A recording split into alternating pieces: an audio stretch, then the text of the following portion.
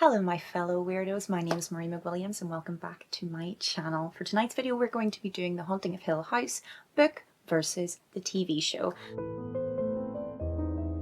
Some people perhaps don't realise that the latest Netflix original series, Haunting of Hill House, is actually based on a Shirley Jackson novel written in 1959. If you haven't read anything by Shirley Jackson, I urge you to do so. She is so ahead of her time and her writing is incredibly atmospheric. What I'm going to talk tonight about is what they have in common more than the differences, because to me it's what they have in common that makes the Netflix original adaptation so incredibly successful. Okay, so in the Shirley Jackson's novel we have 4 individuals brought together by Dr. Montague to stay in Hill House as a form of an experiment relating to paranormal activity. He put an advert out and the protagonist Eleanor answered that ad. Her life has been rather sheltered. She's been spent most of her time looking after her ill mother, and now that she finds herself without that charge, she wants to seek out adventure and life for herself. The Netflix original TV series, however, is about the Crane family who move into Hill House in order to renovate and flip the property for a profit.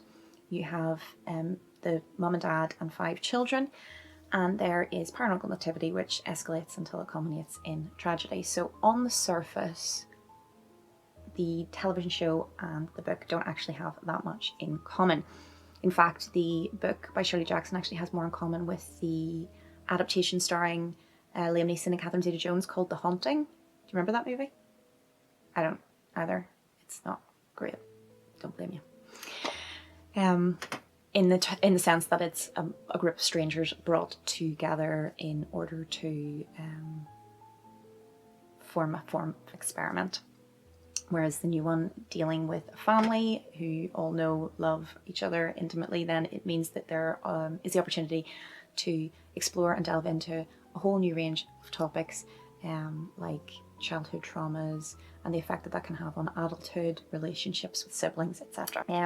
In the newest series, they do take some direct lifts from the book. However, the characters in the Crane family and the original members of the party of the book all have the same names.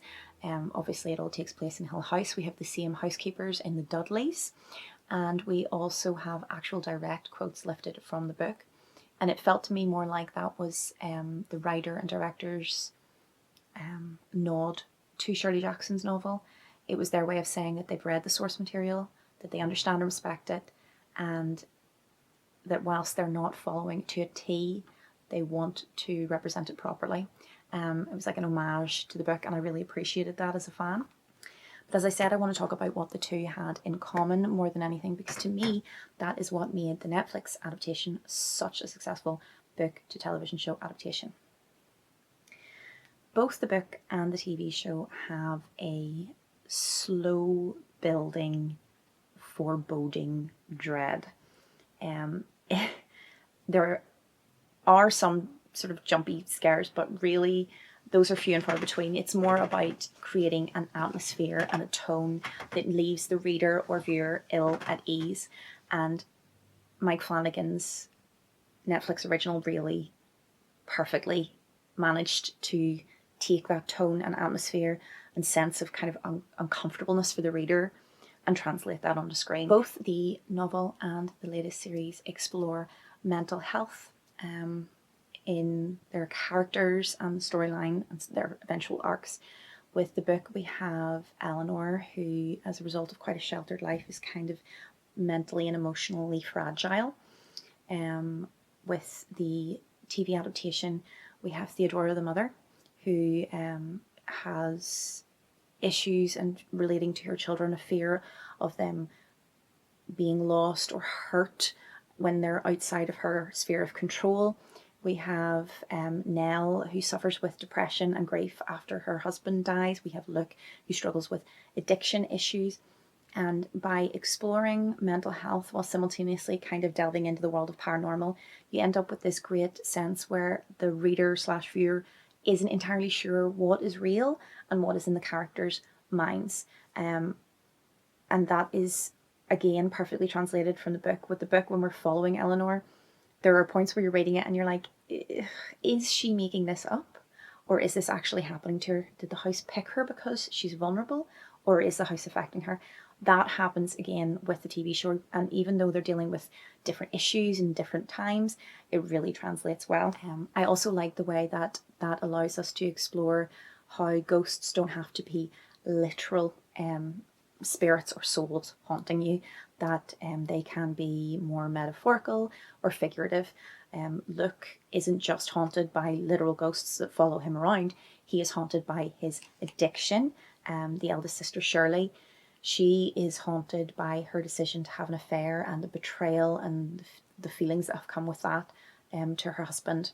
And never telling him the truth, the burden of having that, that's what haunts her, as well as the literal ghosts. And I really think that that translated very well from the book to the television show, because Eleanor is kind of haunted by her mother and her decisions in life and her, I guess, lack of life experience. Both the book and the TV series doesn't provide an explanation. You never really find out what the deal is with Hill House, basically, in either the book or the TV adaptation. Is the house the cause of the issues? Is it drawing spirits to it and causing these tragedies to happen? Or is it as a result of tragedies happening at the house that causes paranormal activity to then culminate around it? You never really find out. And I know that there was a lot of complaints when it came to the Netflix TV series from people who didn't feel like they got the conclusion and ending that they wanted, because they never did find out what the deal was with Hill House. But I prefer that ending. It's much more in keeping with the book, because again, you kind of end up questioning what was real, what was not. And I like that mystery behind it. I like that the viewer or reader is left to decide what Hill House is, why Hill House is as it is. And I think that almost helps you get drawn into the story and relate to the characters so much more. In both the book and the new series, they also don't explain the ghosts fully. In the book, there are paranormal events which happen and you never really find out who the spirit is, why they're haunting, what happened to them, what their deal is. Nothing. You never find anything out. These things just happen and occur to the party that are there for the experiment. With Hill House, whilst you do find out the backstory for some of the ghosts, Mike Flanagan had the genius idea of placing dozens and dozens of ghosts and scattering them throughout the series. Ghosts who have absolutely nothing to do with the storyline, have no impact on it, who are not involved in any aspect of it, but who are just there in the background, hanging around, observing as we are, because they happen to be residents of Hill House. And I think that that was a really great way of translating the lack of explanation and the lack of clarity from the book into TV show. And it also drew you in as a viewer, because you too feel like you're being watched, and it adds to that atmosphere and foreboding that I was talking about earlier. In both the book and the TV series, the residents of Hill House ignore the warnings. In the book, the Dudleys provide literal warnings. I mean, they literally just keep telling the people to get out of the house. It is not safe here. And yet they choose to remain. With the television series, we have actual physical injury with Luke getting attacked by a ghost. We have things occurring that any normal people would just run for the hills, but they stay until it's too late. I get frustrated sometimes with those types of things, because in a book or in a movie or in a TV series, you kind of almost end up screaming at the people in your head, like, get out! Like, as soon as something weird happens, just leave! It's not worth dying over. But then we as the viewer and the reader are in the privileged position of knowing where this is going, the trajectory of the story, that it's not going to end well, whereas the characters in the book or TV series or movie do not. And I think that, again, that is a great tactic to draw us in as a reader or viewer, and to give us almost a personal stake in what's happening. So there you have it, guys. That is my book to TV adaptation comparison with Haunting of Hill House. What do you guys think? Did you like the book? Did you like the adaptation? What did you dislike about it? Tell me in the comments down below.